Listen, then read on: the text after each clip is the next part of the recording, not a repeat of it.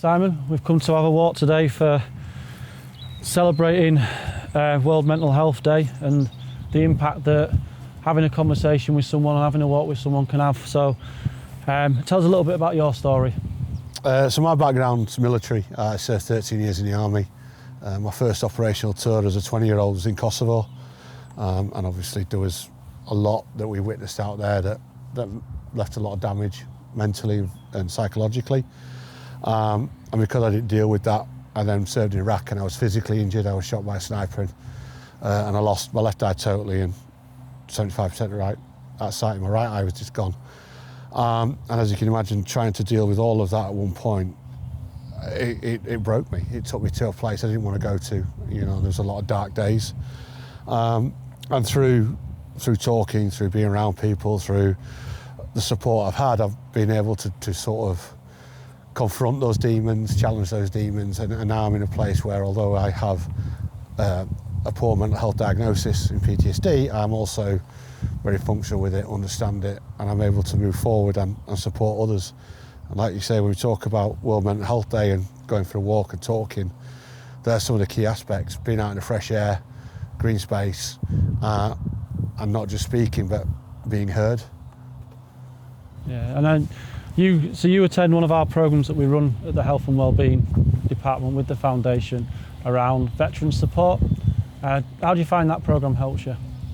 Well, it's been brilliant, like you say, to get around. I think for me, the stage I'm at the moment, I find the benefit in helping others, and so it's given me a platform to go and support other people. But what I watch with the activities that go on is that transition of people who come a bit tentative, finding a group where they know there's people there that can share, but developing that confidence to share.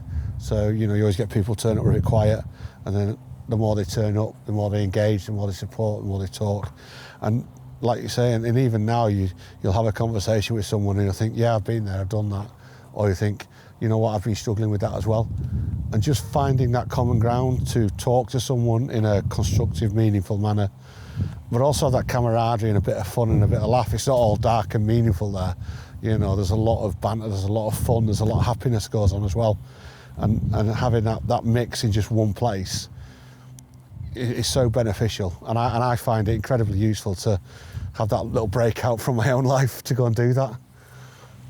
Yeah, I think part of what we notice about the group is, like you say there, people might attend the sessions, and some people come in various levels of where their mental health is at the time, and we'll get some people that have come and they've got a really good state of mental health, and they arrive at the session and you can see straight away that the group works for them because they're around people that understand them.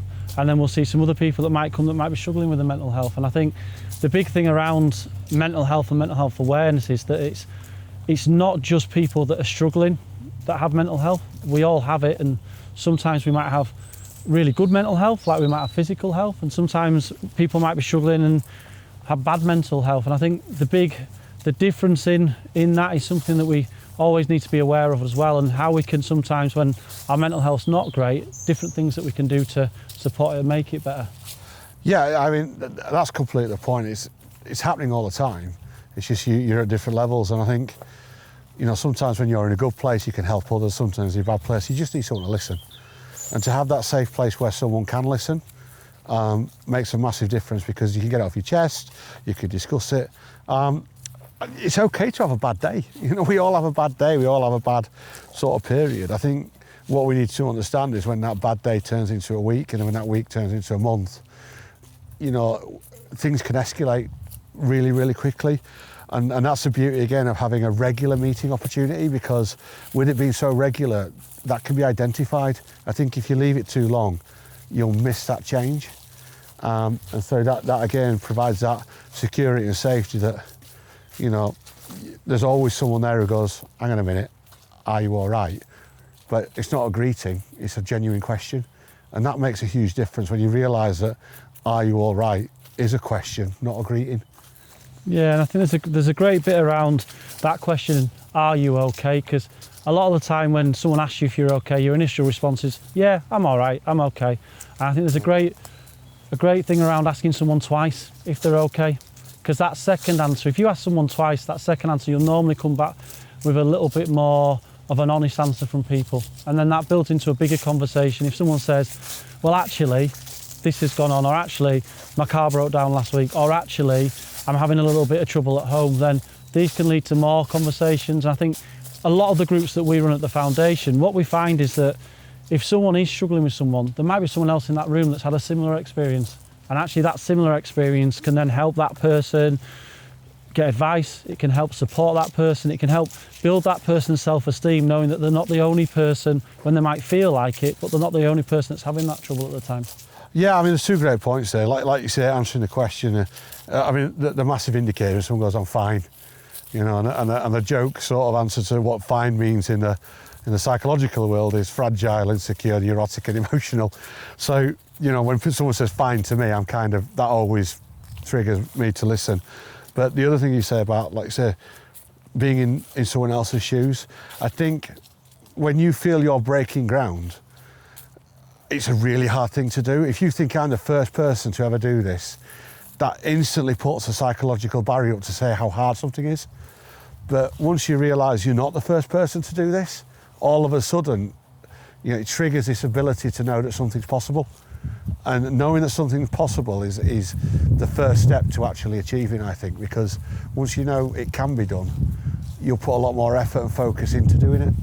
Yeah, and I think, like you say, knowing that something can be done, it might be in your own past experience. At that moment in time, you're struggling to cope, you feel like you're by yourself, you feel like someone won't understand, but when you have that conversation with someone, you sometimes come to the realisation that actually you've been in this situation before. And knowing that you've got that experience and that resilience is in there, at that moment in time it might find difficult to find that resilience, but knowing that you've been through something, experienced something before, with support of others, whether that be a friend, whether that be a colleague, whether that be someone that's anonymous that's on the end of a text line or a phone line that can give you that guidance and support and talk to you around your past experiences, can also be quite powerful.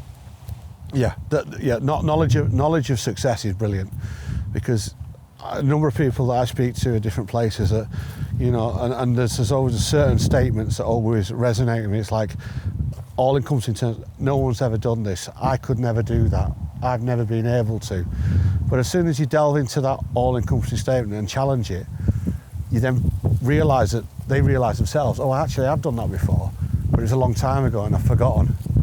And then by reminding them that they have achieved, they have done, they have got through, they suddenly realise that, like you said, that resilience, that energy, that ability is inside them, and they can take ownership of the fact that they want to get through this. But I think, again, coming back to the group we do on a Wednesday morning, they've got somewhere safe where they can ask questions, they can get advice, they can get support, they can even get an arm around the shoulder to say, come on, you're doing well, keep going. And where necessary, they get a foot at the backside to say, come on, get on with it, move forward, try harder. And having people there that you can associate with because you've got some sort of shared history makes them conversations a lot more easier and obviously a lot better to swallow. Yeah, and I think knowing that you're in a safe environment where it's not judgmental. Yep. Because I think we've found in the past where people may feel they're being judged for feeling a certain way, because it's not the norm in society to feel that way. And knowing that you've got somewhere you can come where it's a friendly, it's a warm, welcoming environment where if you want to sit and be quiet and listen, you can. If you want to have a conversation with someone, you can. And it's that powerful thing of realising that actually sometimes you might come to something, you might have a conversation, you might say, I can't do this.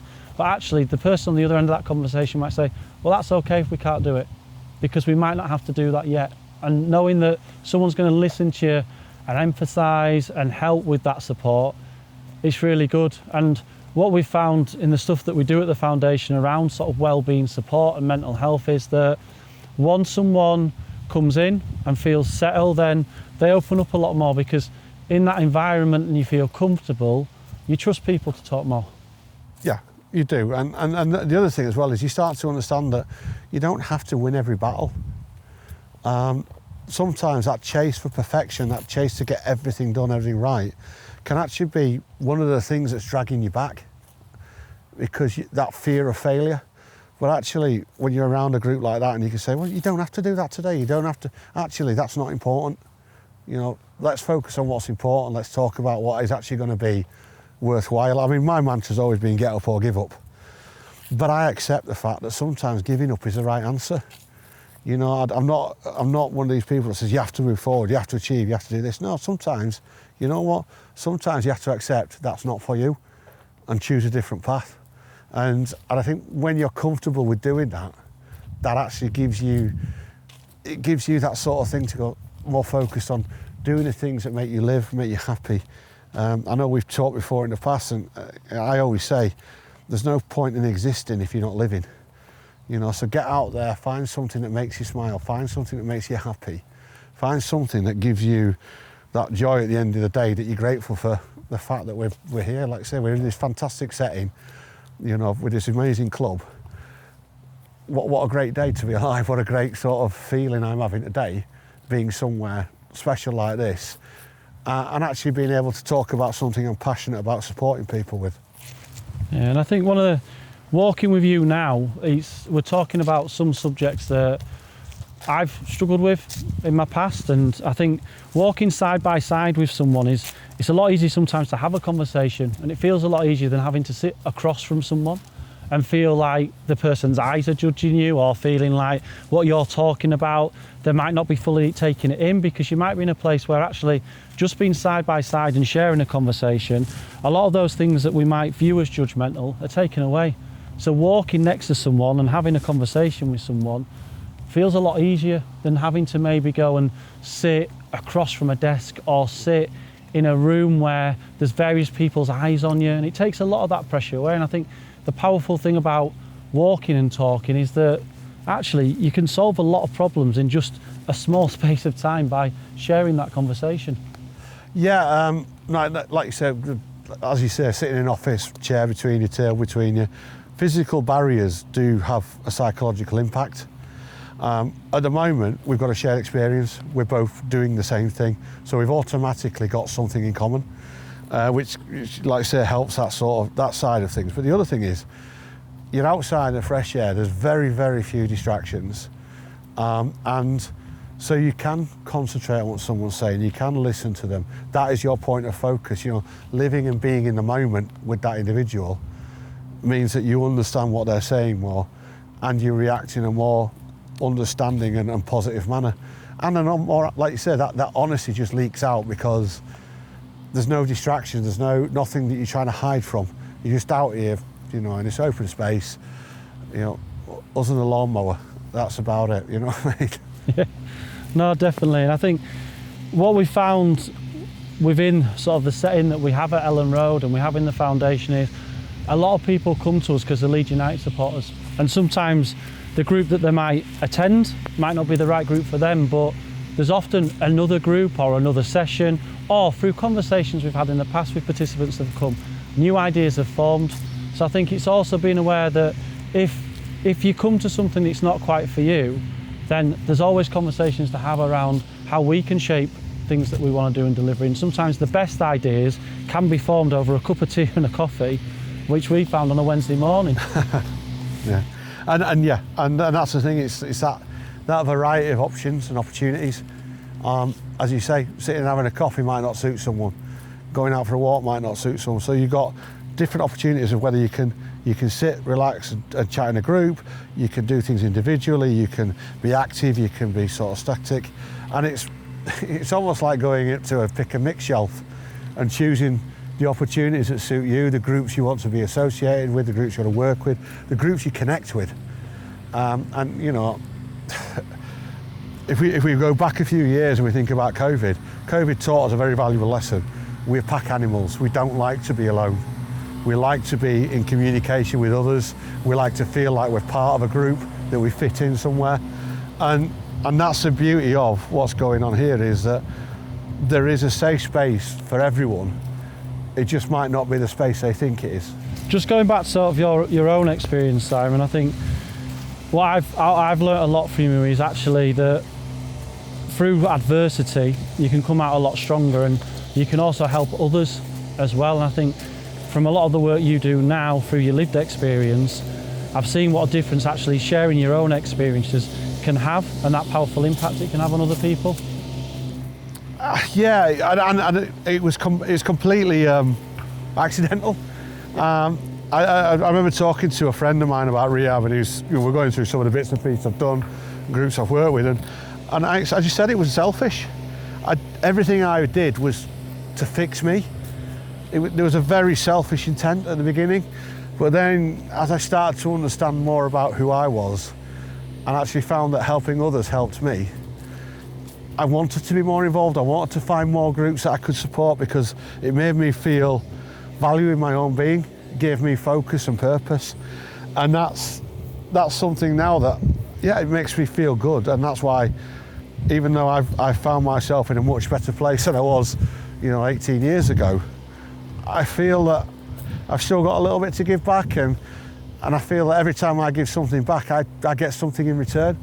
And and I do think that the opportunities provided at the foundation give people opportunity, because, as you said, people come at one point and then they progress through that, so they become a participant, and then from participant they become leader and mentor, and that's when they get to that leader and mentor area, you've succeeded. As a foundation you've succeeded by that program and project you're running, and that's something that's, I think we all look for success in life, but we don't always understand when we found it. Yeah, and I think as the song goes that's based around our club, that we have ups and downs. Yeah. And sometimes it's we really what I found in the work that we do at the foundation, it's around checking in on everyone. It's not just checking in on the people that we might feel are a little bit excluded, or they might have had a bad day. It's also checking on the people that might be on a high, and just always just checking in on sort of our participants, but our friends that come on things as well, and just checking in with each other to see where people are at. Because I think with mental health, like we sort of spoke about earlier, it's people have good days and you have bad days, and actually you never know what sort of days someone's having sometimes, because we might all put on that mask. And yeah. I think just checking in on people is so important, and you don't have to know everything about someone's life to just make someone smile. No, and it takes you to a mental health first aid course.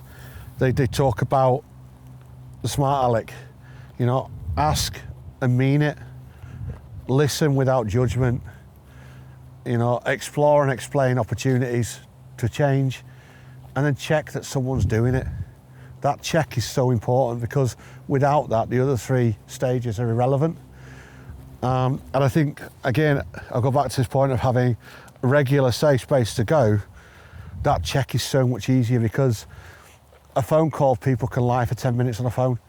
Actually, to sit there for an hour with a cup of tea, it's a lot harder to hide what's happening. And especially when people have got to know you, they'll identify that problem. So having that safe space where people can interact and communicate gives people the opportunity to help their friends. And that's, like I say, it's the important thing. It's not knowing what anyone's going through and being able to support others. It gives you a lot of value back, and when you're giving back, you can feel that. And I think sometimes as well, if you feel sometimes that you might struggle, you might be lonely, you might live in social isolation, but we found with members, when people start attending things and realise there's a place for them to come and give a little bit back to themselves, and in groups where we come and we talk about Leeds United for 90 minutes, yeah. People enjoy those sessions because they're giving a little bit of time and they're doing something that they enjoy doing. And mentioned COVID earlier, there's suddenly a lot of that was taken away from us, and some of our most powerful groups and powerful sessions aren't necessarily with people that are struggling with mental health. It's people that just enjoy coming, having a conversation and leave feeling better around their sort of mental health for that day. Yeah, and if we explore mental health as being a fluid sort of scenario where things can happen that make it feel negative, and something else can happen that makes it feel positive. If you can create a positive environment, that's charging somebody's batteries, for potentially the rest of the week, if not further on. Yeah, definitely. And I think using that analogy there of charging your batteries, it's about finding a balance. And sometimes life can get on top of you, and it's remembering the bits that actually just taking a moment to stop, taking a moment to breathe, and like we're walking around this beautiful setting today, just taking it in and in enjoying being here, enjoying being surrounded and having conversations with people, and just remembering those important parts of actually giving a little bit back to yourself and taking that moment to stop. Yeah, and that's what it is. Life is fast enough. Life will throw challenges at you. Life will make things difficult, all on its own. You know, the thing you control, you can't control the speed of the world. You can just control the speed you interact with it. And I tell so many people so often that just slow down. Even if you just have one day where you stop and think, just slow down a little bit, and you know, reflect on what you have done well, what you have achieved, and that will help you. Because, you know, if we rush through life, we forget to enjoy the great things about it. You know, with the people we love, the people we interact with, the things that we enjoy doing. You know, take you know, Ellen Road for 90 minutes. You know, at a home game, people have their ups and downs together, but it's something they all love doing. You know, when they're going home, even if they're complaining about the result, they're still actually in a place where they're in a good place. And that's what we need, you know, that togetherness, that feeling part of something. You know, we can all complain together, or we can all celebrate together. Yeah, and I think sport and football have that sort of thing that brings people together. You might sit next to someone you've never met in your life. You sit next to the first time at a football game, but actually you're sharing the same emotions. You're sharing maybe one of the greatest ever experiences you've done, whether it be a last-minute goal, whether it be a title-winning game, and you're sharing with that someone you've never met before. But when that ball hits the back of the net, how many times are we jumping and getting our arm around someone and sharing that really great experience? But on the flip side of that, you might share the last-minute penalty you concede, or you might share that moment that you've lost a title-winning game, or there's been something that's gone against your team, but you're sharing it with others. And I think, again, that's the most important thing around that. If we can share our positive experiences and we can share our challenging experiences at the same time, then it allows us to be able to help each other and grow as well as people. Yeah, one of my best mates, you know, we met talking about a game, a rugby on the telly. You know, discussing whether or not somebody should have been put in the sin bin. But this is the thing. That's, like you say, it's not just being at the ground. The ground, you know, is a special experience, but sport in general will bring people together, whether it's a living room, a drinking establishment, you know, a stadium. It brings people together. Like you say, that point of focus is that shared experience that makes people not just physically be together, but psychologically feel together as well. And often it can be a great way of starting a conversation. Yeah. If you see someone with the team that you support's badge on, or you see someone with your team colours on, it's a great way of starting a conversation around a result that can often then lead to, like you say, friendships with someone you've never met before. Yeah. And then these friends become best friends and you spend a lot of time with them. But again, it's such a powerful thing to do, but it's the start of a conversation. Yeah. And then it builds into more, and that starts these friendships and starts that support network around us. Yeah, and once that support network's in place and we don't feel alone, that's where we can find that ability to open up, to let people know when things aren't well, you know, and to understand that actually we're allowed not to feel well. You know, I hate these people. One of my worst terms I hear is you know, man up. Okay, I know back in the day it was a thing, it's a Rocky Balboa scenario. How hard is it to knock me down? What I know about life and adversity is you are going to get knocked down. And it's not about how hard it is to fall. It's about how easy you make it to get back up. The more people around you, the more people you speak to, the better your support network. Not only is it easy to get back up, but the more hands you'll have there helping you. Yeah, and I think that support network might come in a way that you've never imagined sometimes as well. Yeah. If when you're struggling, by just sharing that conversation, and at times you might feel that there's no one to share it or there's no one that will understand it, but even a complete stranger who might give you a smile and a pat on the back and say, you're going to be okay, that can be so powerful as well. Yeah. Well, you know, and I've seen that many things when my dad had cancer. You know, the first time, and my nephew, and they got to ring the bell to say, you know, that messaging was a signal of hope to others. that I've got through this. You know, it's not impossible to get through this. And I think that's, you know, that's the thing we all need more of in our life, is hope. You know, and that's what coming together, being around other people, speaking, talking, time out in the open air. You know, you look at a tree, you know, we're coming up for autumn now. The trees are going to drop the leaves, they'll look dead, they'll look horrible. Yet come spring, they'll fire back up. And, you know, because that's what life does. It goes through ups and downs, it goes through low points, goes through high points. And just, you know, I'm now on borrowed time. I should have died 18 years ago, and I didn't. So now I just enjoy the ride.